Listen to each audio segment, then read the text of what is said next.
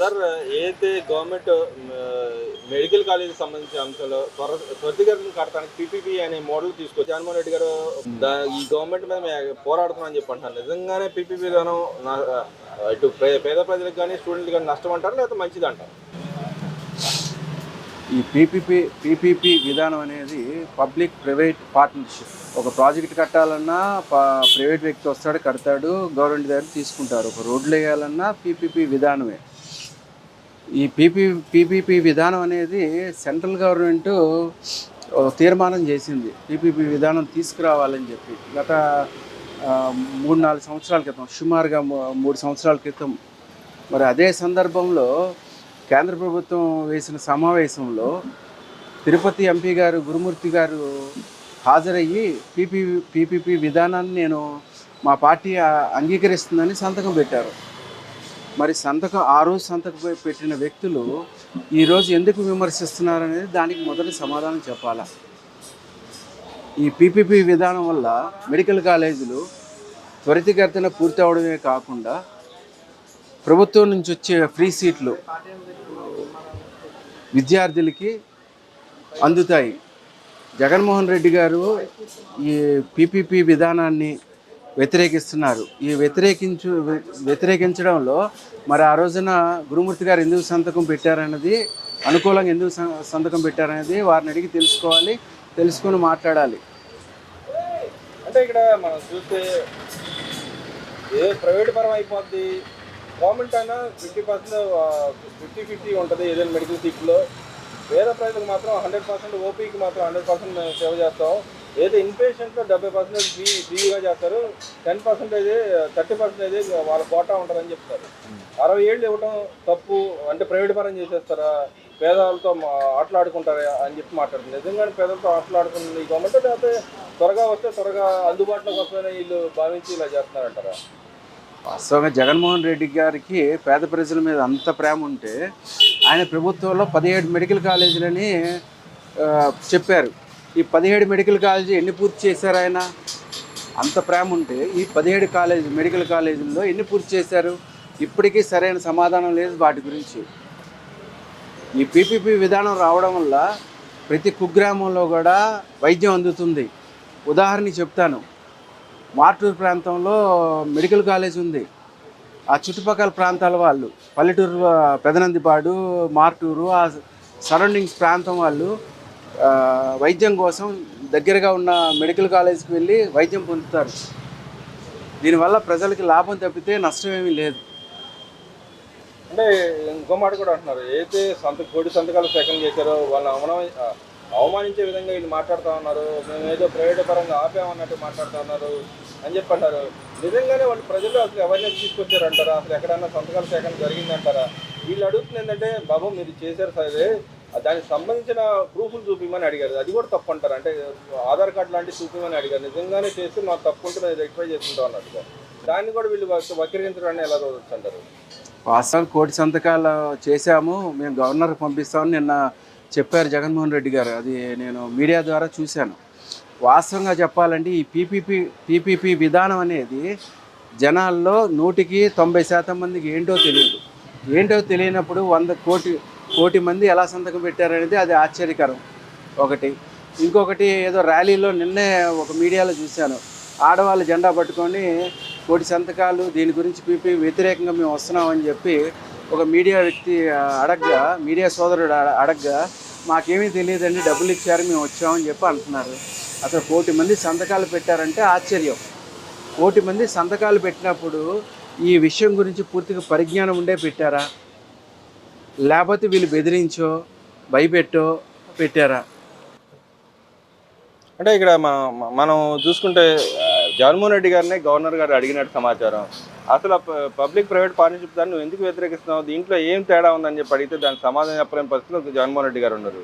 ఇంకా వాళ్ళ నాయకులు మాట్లాడుతూ ఉన్నారు, మా నాయకుడు చాలా మంచి పని చేశాడు, పేదల పక్షాన్ని పోరాడుతున్నాడు, చాలా గొప్ప విజయం ఈ కోటి సంతకాల సేకరణ అని చెప్పి ఉద్యమం అని చెప్పి అంటున్నారు. నిజంగానే అంత పెద్ద ఉద్యమం జరిగిందంటారు? అసలు అంత ఉద్యమం సంగతి ఏమో కానీ ఎవరైతే సోకాళ్ళు వాళ్ళ నాయకులు ఉన్నారో, పేర్లు చెప్పకూడదు, ఎక్స్ఎమ్మెల్యేలు ఎవరు మాట్లాడుతున్నారు కదా, పెద్ద విప్లవం లాగాను ఇది ఒక పెద్ద ఉద్యమంలా సాగించారని అడగండి మీ నాయకుడిని. ఆ 17 మెడికల్ కాలేజీలు పెట్టించారు, ఏం సాధించారు? పూర్తి చేశారా వాటిని? ఒకటి, దీని గురించి పూర్తిగా అవగాహన లేకుండా ఒక మంత్రి మాట్లాడతాడు, మాజీ మంత్రి మాట్లాడతాడు, ఒక మాజీ ఎమ్మెల్యే మాట్లాడతాడు. అంటే ఇక్కడ పేర్ని నాని గారు మాట్లాడుతూ ఉన్నాడు, ఏదైతే ఈ గవర్నమెంట్ మేము చేసింది తప్పు అన్నట్టు మాట్లాడుతూ ఉన్నది. ఇంకో పక్కన ఏదైతే ఎయిమ్స్ని ప్రైవేట్ పరం చేస్తారో ఆయన ఏదైతే హెల్త్ మినిస్టర్ గారు ఛాలెంజ్ చేశాడు నిన్న, ఏమనంటే ఓపెన్ ఛాలెంజ్ విసురుతాను, నన్ను జగన్మోహన్ రెడ్డి అరెస్ట్ చేస్తుంటే అరెస్ట్ చేయమని చెప్పి అడిగాడు. దానికి ఆయన మాట్లాడుతా మేము కూడా అడుగుతున్నాము, ఎయిమ్స్ని ప్రైవేట్ పరం చేయండి, దాన్ని కట్టడాన్ని కూడా ప్రైవేట్ పరం చేయండి. అలాగే ఏదైతే బసవతారక హాస్పిటల్, క్యాన్సర్ హాస్పిటల్, దాన్ని కూడా మీరు ఫ్రీ ట్రీట్మెంట్ ఇస్తున్నారని చెప్పి అడిగాడు. నిజంగానే ఇక్కడ ఎక్కడ ఫ్రీ ట్రీట్మెంట్లు జరగట్లేదా? ప్రైవేట్ పరం చేయాలంటారు ఎయిమ్స్ని. వాస్తవంగా పేర్ని నాని గారు కొన్ని తెలుసుకొని మాట్లాడాలా. ఎయిమ్స్ అనేది సెంట్రల్ గవర్నమెంట్ నిర్వహించేది, దానికి ఎటువంటి ఖర్చు అవసరం లేదు, ఎవరు పే చేయాల్సిన పని లేదు, ఉచిత వైద్యం అది. ఇంకా బసవతారకం అంటారా, ఎన్టీఆర్ ట్రస్ట్ ద్వారా ఉచిత సేవ అందిస్తున్నారు. బహుశా ఆయనకి తెలియదేమో, ఎందుకంటే అవగాహన లోపం. ఆయన ఏం మాట్లాడుతున్నారు అనేది అవగాహన లోపంతోనే ఇదంతా మాట్లాడుతున్నారు. ఎయిమ్స్ అనేది సెంట్రల్ గవర్నమెంట్ ఫండ్స్తో జరిగేది, బసవతారకం అనేది ఎన్టీఆర్ ట్రస్ట్ ద్వారా ఉచిత సేవ అందిస్తున్నారు. ఇది వచ్చి మెడికల్ కాలేజెస్ కొంత మెయింటెనెన్స్ ఆహారం ఉంటుంది. భవిష్యత్తులో అవన్నీ కన్స్ట్రక్షన్ త్వరగా అయితే పేద ప్రజలకి వైద్యం అందుబాటులో వస్తుంది, మారుమూల గ్రామాల్లో ఉన్న ప్రజలకు కూడా వైద్య సదుపాయం వస్తుంది. ఇంకొకటి వీళ్ళని అడుగుదలుచుకున్నా నేను, మేము రేపు పొద్దున్న వస్తే వీళ్ళని అరెస్ట్ చేస్తాం, వాళ్ళని అరెస్ట్ చేస్తాం, మీరు పీపీ విధానాన్ని వ్యతిరేకించండి, మీరు ఏమైనా తీసుకుంటే మేము అరెస్టులు చేస్తామని. దీంట్లో ఎక్కడుంది స్వామి అరెస్ట్ చేసేది? ఇది అసలు అరెస్ట్ మీరు ఏదైనా నోటీసులు ఇవ్వగలరు, ఇంకోటి చేయగలరు, అరెస్ట్ చేసే విధానం ఎక్కడుంది? దాంట్లోనే ఏమీ తెలియకుండా మీరు పబ్లిక్ వచ్చి మీడియాలో మాట్లాడుతున్నారు. అంటే ఇలాంటి బెదిరింపు ధోరణి ఎందుకు అంటారు? అది తప్పండి. ఆ బెదిరింపు ధోరణి ఏంటి? కూటమి ప్రభుత్వం మంచి మెజారిటీ వచ్చింది, ప్రజల్లో మంచి బలం వచ్చింది, ఎలా దెబ్బ కొట్టాలా, ఏ విధంగా మార్కెట్లోకి చెడు సంకేతం పంపించాలన్నది వాళ్ళు కంగారుగా ఏం మాట్లాడుతున్నారో తెలియకుండా మాట్లాడుతున్నారు. అదేవిధంగా చూసుకుంటే ఇంకో మాట కూడా అంటున్నారు పేర్ని నాని గారు, నువ్వు ఛాలెంజ్ చేయటం కాదు గొప్ప, వాళ్ళకు ఏదైతే 150 కేసులు ఉన్న ఆయనకి వెనకాల సపోర్ట్ చేస్తున్నావు. చంద్రబాబు నాయుడు గారి మీద 150 కేసులు ఉన్నాయంటే నిజంగా 150 కేసులు ఉన్నాయి చంద్రబాబు నాయుడు గారి మీద? ఏమోనండి, బహుశా ఆయనకేం తెలిసేమో. ఇప్పుడు జగన్మోహన్ రెడ్డి గారికి ఇన్ని కేసులు ఉన్నాయనేది చిన్నపిల్లల నుంచి పెద్దవాళ్ళ వరకు ఆంధ్రప్రదేశ్లో అందరికీ తెలుసు.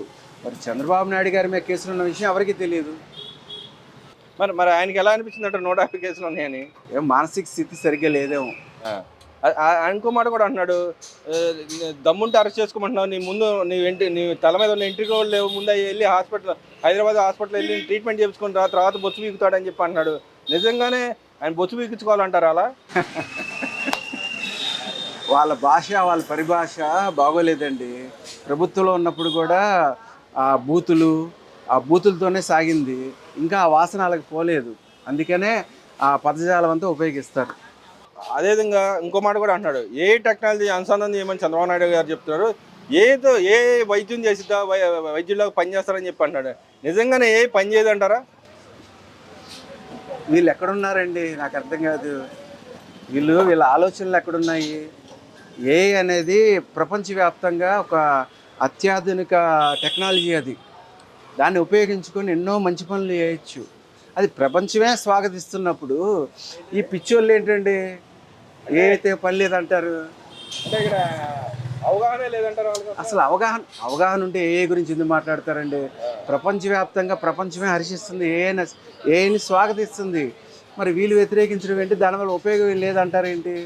అంటే మరి నేను చంద్రబాబు నాయుడు గారు కలెక్టర్ కాన్ఫరెన్స్ పెట్టారు. కలెక్టర్ కాన్ఫరెన్స్లో బాబు మీ పనితీరు మార్చుకొని ఇంకా ఇంకొంచెం అగ్రెసివ్గా పనిచేయాలి, మాతో పాటు గవర్నమెంట్తో పాటు పనిచేయాలి, మీ ఏదైతే మీరు కలెక్టర్లుగా ఉన్నారో మీ గ్రాఫ్ చాలా తక్కువ ఉంది, త్వరగా స్పందించట్లేదని వాళ్ళకి హెచ్చరిక జారీ చేశారు. దాన్ని కూడా మాట్లాడుతున్నారు పేర్ని నాని, మీ గ్రాఫ్ పడిపోయింది కానీ కలెక్టర్ గ్రాఫ్ కాదు, మీ తప్పులు మీ గవర్నమెంట్ ఫెయిల్యూర్ని కలెక్టర్ మీద రుద్దుతున్నాం అని చెప్పి అన్నాడు. అక్కడ ఏదో ఊరిని వచ్చి కాలక్షేపం చేసిపోయామని చెప్పి అన్నాడు. నిజంగానే కాలక్షేపం చేశారా, లేకపోతే అక్కడ ఉన్న అధికారులను తీసుకొచ్చి ఇలా పనిచేయాలని చెప్పడం కూడా తప్ప? వాస్తవం గత 5 సంవత్సరాల్లో వీళ్ళు పాలన చేసిందే లేదు, కాబట్టి వీళ్ళ పాలన గురించి వీళ్ళకి తెలియదు. ఎవరైతే స్టేట్ హెడ్ ఉంటారో, సీఎం పొజిషన్లో ఉన్నవాళ్ళు బ్యూరోక్రాట్స్ని పిలిపించి ఇక్కడ పొరపాటు జరుగుతుంది, ఇక్కడ పొరపాటు జరుగుతుంది, మీ గ్రాఫ్ ఇలా తగ్గుతుంది, మీరు మెరుగుపరుచుకోండి అని చెప్పడం అనేది సీఎంగా ఆయనకి రైటు. ఎందుకంటే పరిపాలన ముందుకు సాగాలంటే బ్యూరోక్రాట్స్తో మీటింగ్ పెట్టి ఎక్కడ లోపాలనే చెప్పడం అనేది ఆయన రైటు. నెక్స్ట్ ఏంటంటే జనాలకు కూడా చెప్తున్నాడు ఆయన, అడ్మినిస్ట్రేషన్ ఇలా జరుగుతుంది, పలానా చోట లోపాలు ఉంటే ఆ లోపాలు సరిదిద్దుకోండి అని చెప్తున్నారు. దీంట్లో గ్రాఫ్ పడిపోయేది ఏంటి? యాక్చువల్గా ఆయన అడ్మినిస్ట్రేటర్ కాబట్టి అన్ని జనాలకి చెప్తున్నాడు, ఇలాగా కలెక్టర్ మీటింగ్ జరిగింది, ఇలా గ్రాఫ్ తగ్గింది, మీరు మెరుగుపరుచుకోండి అని. వీళ్ళకి అసలు అడ్మినిస్ట్రేషన్ తెలియదు కాబట్టి నోటికి వచ్చినట్టు మాట్లాడతారు. అదేవిధంగా ఈయన చంద్రబాబు నాయుడు గారు నిన్న ఢిల్లీ పోయారు. ఈ కలెక్టర్ కాన్ఫరెన్స్ అయినమంటే ఢిల్లీ పోయారు. ఒకటొకటిని వెళ్ళి ఆర్థిక శాఖ మినిస్టర్ దగ్గర నుంచి అందరు మంత్రులను కలిసి వచ్చారు. మన రాష్ట్రం రావాల్సిన నిధులు పెట్టుబడుల గురించి అడిగారు. దాన్ని ఎలా చూడొచ్చు అంటారు? దాన్ని హర్షించవచ్చండి. ఎందుకంటే మనకు రావాల్సిన నిధులు అసలే కష్టకాలంలో ఉన్నాం. గతంలో వాళ్ళు చేసిన ఈ బకాయిలు కానీ ఇవన్నీ చూసుకుంటూ మళ్ళీ ఇప్పుడు అభివృద్ధిని సంక్షేమాన్ని రెండు చక్రాల మీద నడిపించే మనిషి ఆయన అందరినీ కలిసి అక్కడి నుంచి ఫండ్స్ తీసుకొస్తున్నారు. అది హర్షణీయం. అదేవిధంగా ఎవరైతే గత మాజీ మినిస్టర్ హెల్త్ మినిస్టర్ మాట్లాడుతూ ఉంది, వీళ్ళకి చెంపకి గొయ్యమల్లి ఆగిపించి కొట్టినట్టుంది మా కోటి సంతకాల సేకరణ అని చెప్పండి. నిజంగానే కోటి సంతకాల సేకరణ మన టీడీపీ నాయకులు కానీ కూటమి ప్రభుత్వానికి గొయ్యమని అంటారా? రజనీ గారు అంటున్నారండి. అసలు కోటి సంతకాలు ఎవరు పెట్టారమ్మా? వాళ్ళకి తెలిసే పెట్టారా, తెలియ పెట్టారా?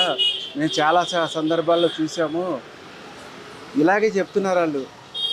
మా నాగిరికి వచ్చాడు ఒక ఆయన, సార్ ఈ సంతకం పెట్టండి. ఏంటయ్యా ఇదంటే, కోటి సంతకాలు అన్నారు సార్ మా పార్టీ వాళ్ళు, సంతకం పెట్టండి. దేనికి పెట్టాలయా అని అడిగా. అంటే ఏదో ప్రైవేట్ పీపీఓ ఏదో అన్నారు సార్, నాకు తెలియదు సార్ అన్నాడు. బాబు ముందర నువ్వు తెలుసుకోని రా. కాదు సార్, చాలామంది మేము అడుగుతుంటే పెడుతున్నారు, మా జెండా చూసి పెడుతున్నారు.